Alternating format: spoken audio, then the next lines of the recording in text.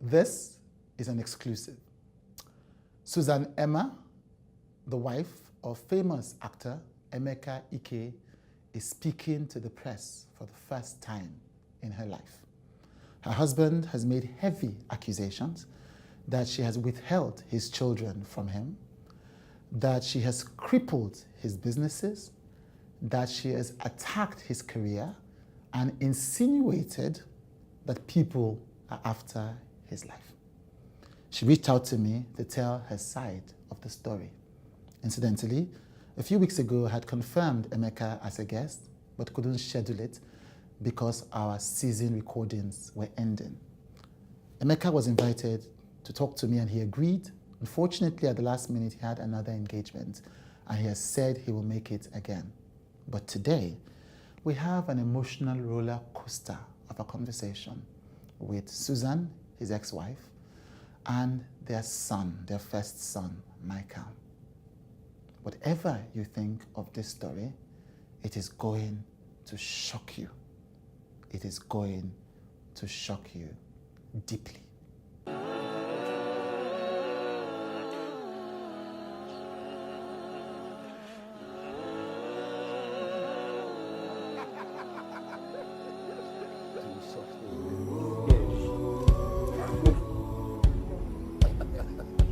Come for me.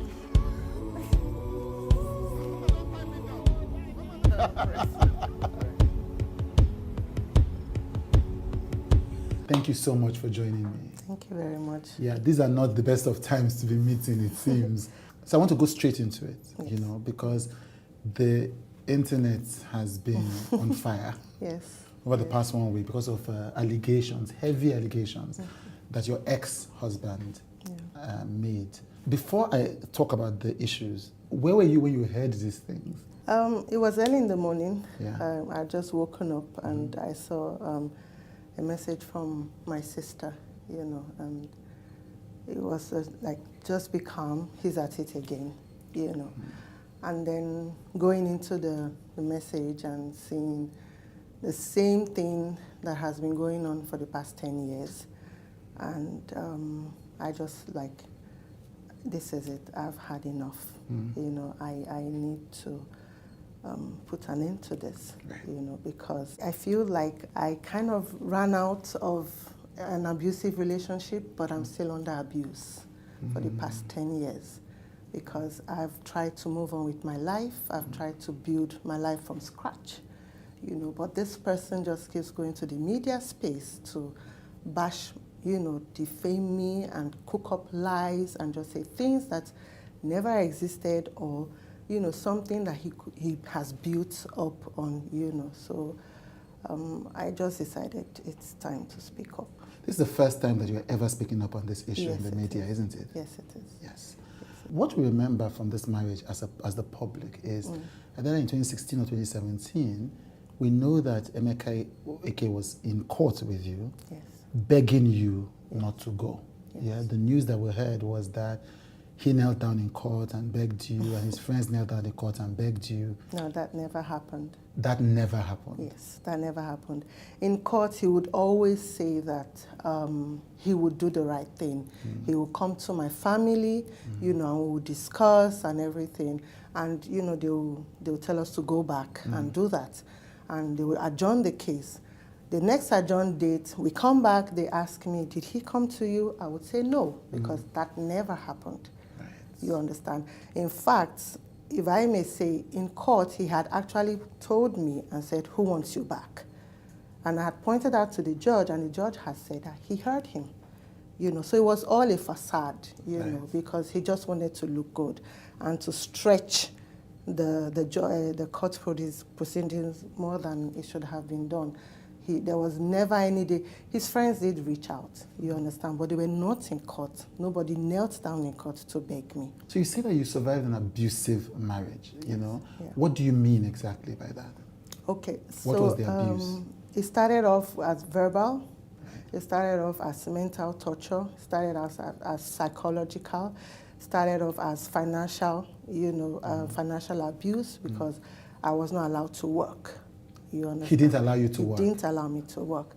Actually, I wanted to be an actress. That's why I became his friend. I was modeling at that time. I just come out of secondary school.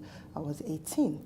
And then I met him along the line, and I wanted to be, someone who would put me into the industry and all that. And he categorically told me that I wouldn't act because it would destroy our relationship.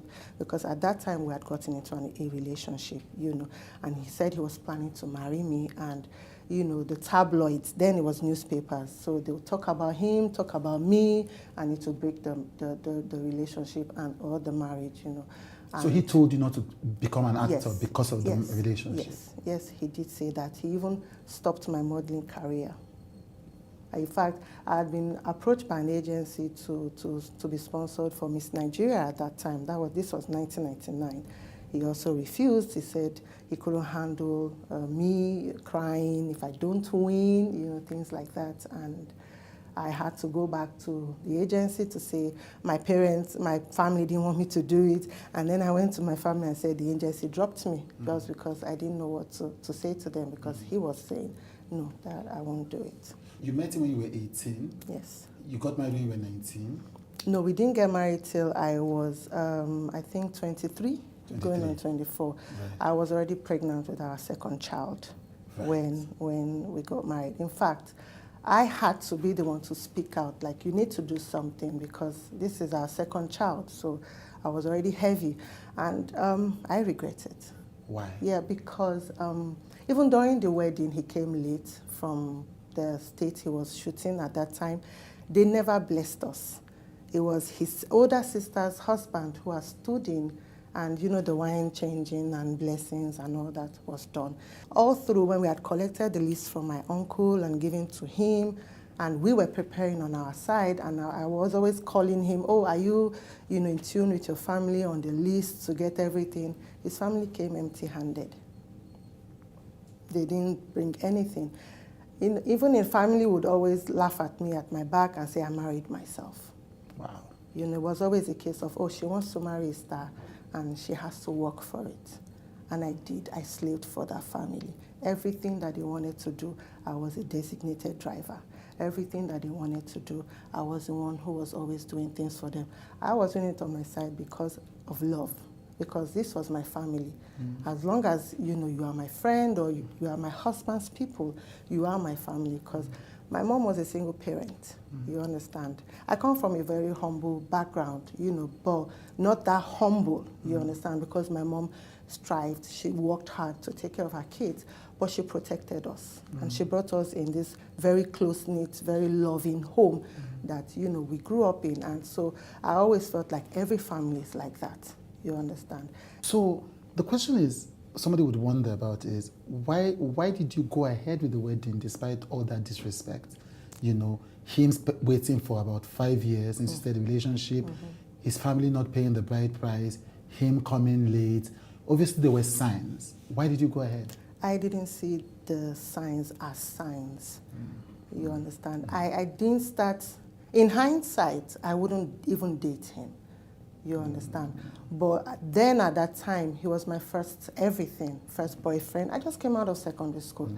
I just came out of not knowing, anything. I think it was when I got to be 24 that I started understanding that this is not right. This is not how I should be treated. I now started seeing that, I wouldn't accept some things, that kind of thing. And that's why I said I regretted, even doing that. Yeah. And it was until I was 28, 29, going into my 30s, I started fighting back. Right. And then it's now escalated from, verbal and all that, and then it became physical. Right. You understand? And then still, even with that, people would say, oh, it's a man's world, and I didn't think of myself, but until the last time that he did beat me up and I was almost paralyzed, that was when I decided that I need to go. But still, I stayed 2 more years after that, but... He beat you until you were almost paralyzed? Yes, he did. Yes, he did. We had gone out with the kids and we came back, and I was changing my daughter, and he saw, her nappy rash, and it was a bad nappy rash, and he was all over the place, angry and all that she'd been molested. And I said, how? This is nappy rash. And he was going on and shouting, who did I give his daughter to, this and that, and they need to check her and everything. And I tried to calm him down that this is nappy rash. I use Vaseline instead of powder. That's why it's so red, that kind of thing. And he was going on, and I was like, okay. And at that point, I was getting upset, like, you can't be doing this. And then I was like, okay, give me money, let me take her to the hospital, and let's get her checked. And then he hit me, And at that point, I had you can't keep beating me up, and I held his hand. And so he just turned me over and hit me, and then he hit me at the back of my neck here, and that was it. I lost sensation to all my body parts. I went down on the floor. I couldn't feel my arms. I couldn't feel anything, and he kept hitting me. He kept hitting me, and I was shouting, Emeka, if you hit me one more time, I would die. I can't feel anything. I was only seeing the stars. So when he hits me, it goes poof, that kind of thing. And that was only what I was seeing. I could talk, I could hear, I could see, but I couldn't feel. This was in front of our kids. This was in front of his PA at that time, Debola. And I was, trying to move my body. My body wasn't moving, So when he realized himself, he got up, he walked out of the house. And I was there for like 10, 15, 20 minutes, I don't know. I was still trying to move my body. And then I felt this sensation all over, like a million pins, poking me, pricking me and everything. And I think the nerves were beginning to connect or something, And then I got up. And that was when I saw the boy, Debola, peeping from the door. I guess he had told the boy to come and check if I died. That kind of thing. And then I spoke the boy's name. I said, Debola, and the boy ran out. I think he didn't want to come close so that they don't say he's the one that killed me or something. And then I heard his car drive off. And I picked my children, and I ran to a friend's house. He's denying it, but there are people that I run to their houses every time he beats me up. People that I run to their houses in the middle of the night. People that I run to their houses and I collapse. All this happened, and they are living witnesses. I have pictures. I presented those pictures during the divorce. I still have those pictures, but I'll only give my evidences in court. Right. So he, wow. For the kids' well-being, you have him have custody of the children, yes. And the court determined that and said you could have access. Yes. And my lawyers had advised that it is a high court, because this was customary court, because we were only married traditionally. It was only that traditional marriage that we had. We never did the formal one of going to the registry, because he always has one woman out there who wants to give him American papers, or who wants to give him this paper and that paper. But I never consented to it, because I would always say, you go there and you marry these women for papers in front of God and the minister. You're not saying this is fake, this is for paper. So he keeps the children away from you as some kind of punishment after the divorce? Yes. And then tells them that you have abandoned them? Yes, yes. When I reconciled with them, I didn't want to come out and say, oh, I'm here to get you, I'm your mom and this and that. I have custody of you, because I was awarded sole custody of the children. Well, I had to build my relationship back with them and let them, know me again. My daughter didn't recognize me. She thought the other lady was her mom, because she was 2 when she was taken away from me.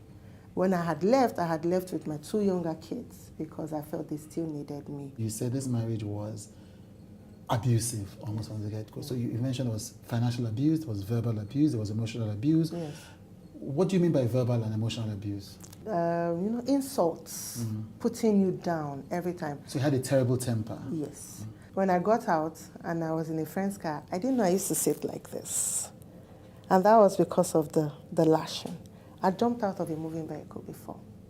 I've attempted suicide 3 times. Because of your husband? Yes. He's not saying all these things. The pastors, the church will send pastors to our house. And he's out there, I'm in the bathroom, I want to slit my wrist. I've bought pack of blade. And him and the pastors are out there banging down my door, banging down the bathroom door.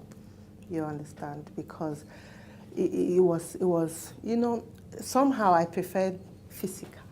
I preferred him to beat me than to say things to me. So the words he was saying to you were so horrible that you wanted to take your own life? Yes. He would describe you in like you are an imbecile. He would describe you like you are not worth anything. And when did the physical violence start? That started, like I said, when I started fighting back. Because, and I think he did feel that I was growing wings and I needed to be, you know, clamped down. So that was when it started. There was a time we went to the hospital, my child was sick, and we didn't have money, you know, and I was trying to negotiate with the hospital if they could, you know, treat the child and we'll pay later. And it was taking a little bit of time, you know, and he just came in and was yelling at me, "You're a fool, you don't know how to do things. What, all these people, you can't even talk to them. Who are they? They are beneath you, and you're allowing them to do this and do that." And I got upset, and I was like, "Why are you being a jerk?" You know, and excuse my language.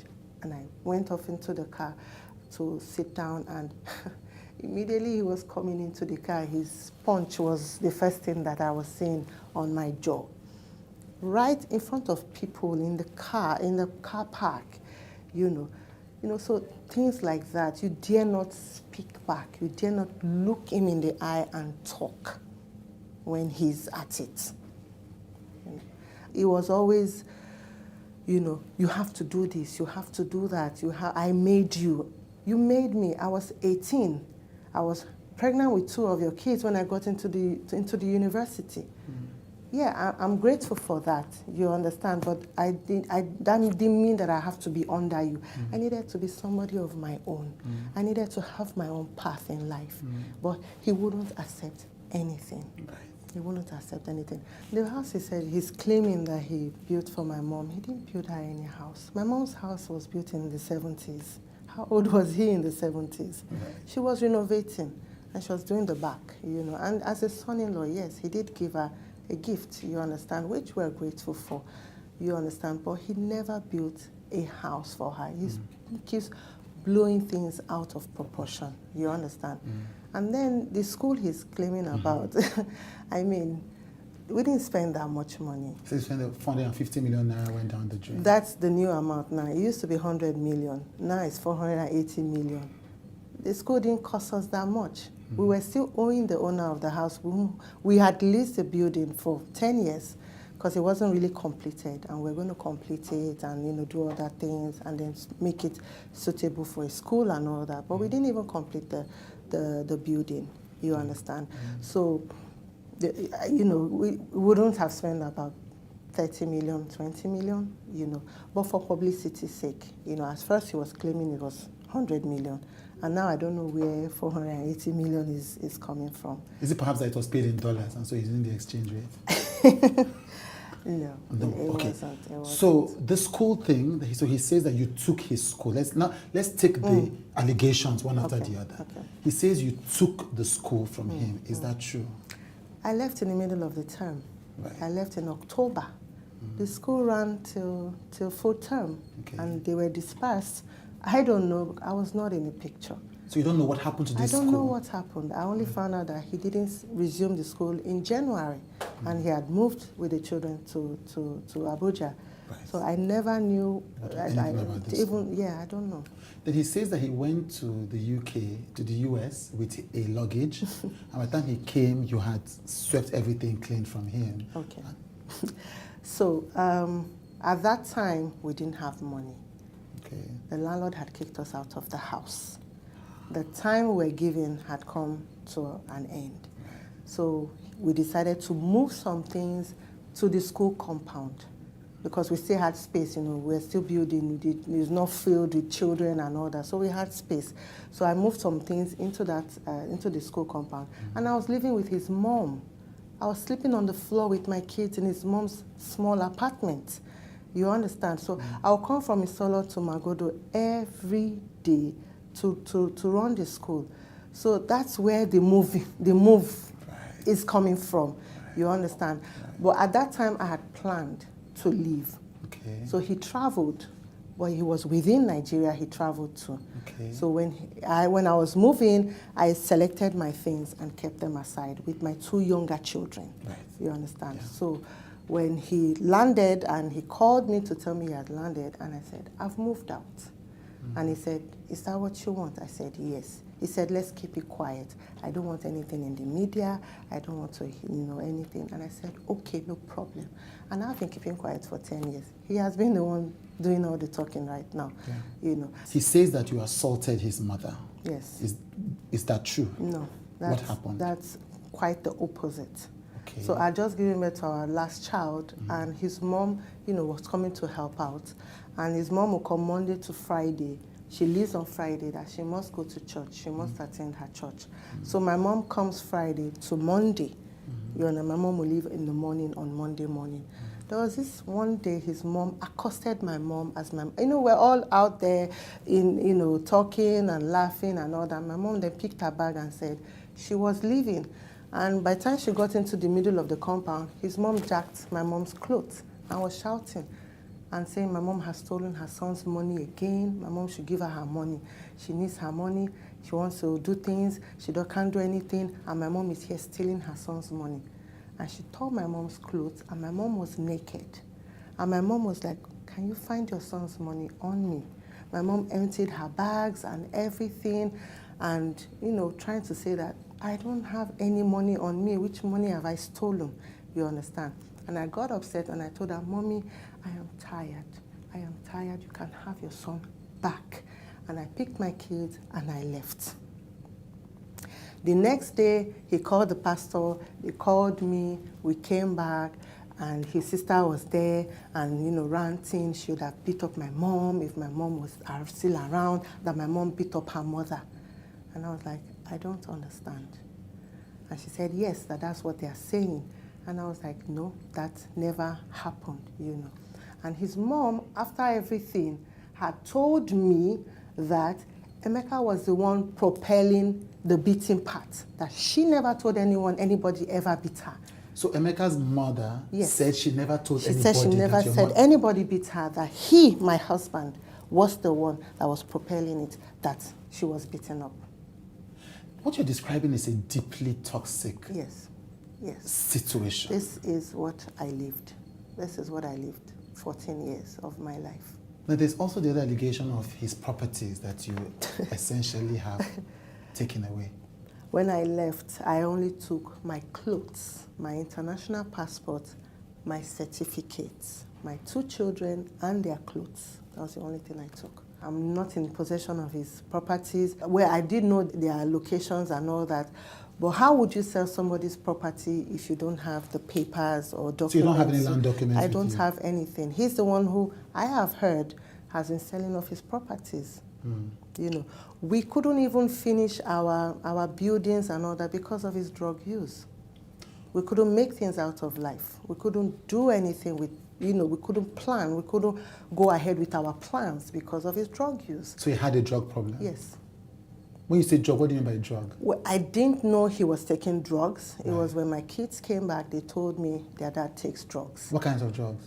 Meds, whatever. They said they found his paraphernalia, And that made me realize why money would finish, why we'll plan and say, okay, this money is coming in. We need to do this. We're going to do this. And all of a sudden, money is gone. You've just described him as a drug addict, essentially. Yes. Do you think the drugs that you've alleged contributed to this entire lack of peace? Yeah, he might have. I'm not a medical person, but I think he might have. Even when I found out that he used to smoke marijuana, I kicked against it. What he said is what makes him sane. He said it's what calms him down.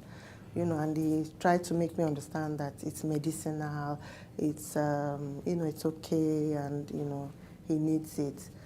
But I don't know. What made you keep coming back? This is a man who, you've described that he beats you in front of your children. He beats you in the car park in front of the hospital people. He called you stupid and dumb. His sister and his brother had attacked you. What made you keep coming back to that marriage? I don't know. Because, how do I put it? In hindsight, I think it's grooming. It's grooming. And he was threatening to kill me. This man almost poured hot cooking oil on me at the time. He will carry knife and he will be walking up and down the house. I'll just kill you and nobody will know. Nobody will find out. I'll just finish you off. And the day he carried the hot oil, if I did not howl, I had to howl and clap my hands. And then he dropped the hot oil and he walked out and he was still even bragging and everything. And I was on the phone with my sister crying and, you know, he just poured hot oil on me. And myself like, no, he's only bragging. He's only trying to, he won't do it. That was all I kept hearing. Speaking about friends, he said that some people were blackmailing you. That's why you broke up with him, or that's why you had the divorce. I don't know. I don't know anybody. I don't know any such. If he claims I took his properties, go to court. When my mother died, he arrested me. My mother was 2 weeks in the mortuary. I was in SARS, Ikeja, Area F, Abi Area H. No, after I had left, you understand. He said I absconded with his children and everything. It was the boss of the police who had told me that he can always arrest you. He can harass you because he's still your husband. If you don't want him anymore, you need to divorce him. So immediately I came back from my mom's burial. Then I went ahead with because he was arresting my friends. He was making sure that people run away from me. I lost people. People were scared. Oh, people didn't want to, yes. Nobody buried my mother with me, no friend. There was because only he scared 2 people everybody because away. he scared everybody away. I buried my mom alone. And I'm her last born. My 2 sisters couldn't come from wherever they were. But because of this man, you know, I didn't have the backing that I needed, the support that I needed. You understand? So, you know, it's... What you're describing, though, is because you talked about teaching your children about a psychopath and a sociopath. If you are correct in everything you've just described about the actor Emeka, Ike, your ex-husband, you were dealing with a sociopath because... Yes, I was. There was a day that he had finished beating me and I was on the floor looking at him, and then he was walking away. He came back and he was like, it's not me. It's you making me do it. And then he rang a bell, because I like to watch Crime Channel, which he had even accused me of wanting to kill him. So I'm looking for the best possible possible means.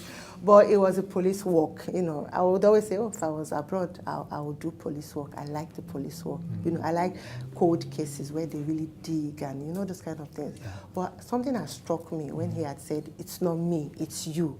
You know, that denial, that putting the blame on the victim and all that. And I quickly Googled, you know, psychopath, but sociopath was the first, and they had 10 characteristics, and all 10 described this person. All 10.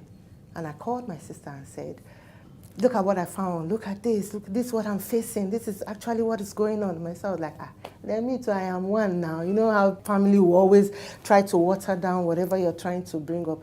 And it wasn't until after I left and he had said something and done something, and my sister was like, Emma, I see it now. You were right. You know? As you've said, it fits the profile of a sociopath, and it makes sense. Why would he say all these things on live television when you have evidence, when there are people who were witnessing it, when there are friends, family that can confirm it? Yes. I think he's really convinced I won't speak out. I think so. I think so. I think he really feels that he finished the job. She's never going to talk. I think so.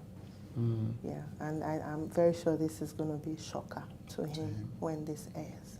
I think so. In fact, I'm expecting him to sue me, because I don't expect him to really stop, you know, but I would rather we go legal, you know. That's the way I do things. Let's, you know, just iron things out. You know, I'm here because he dragged me here. He's been dragging me here for the past 10 years. You understand? And initially, I would see people fighting for me. Oh, this man, you're the only one talking. This man is not even saying anything, you know. But right now, his narrative is the only one out there, and it's becoming the truth. You understand? And I needed to speak out, you know, for posterity's sake. You understand? Yes.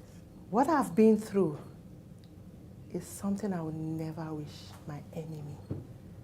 It's something that I would never wish the devil himself.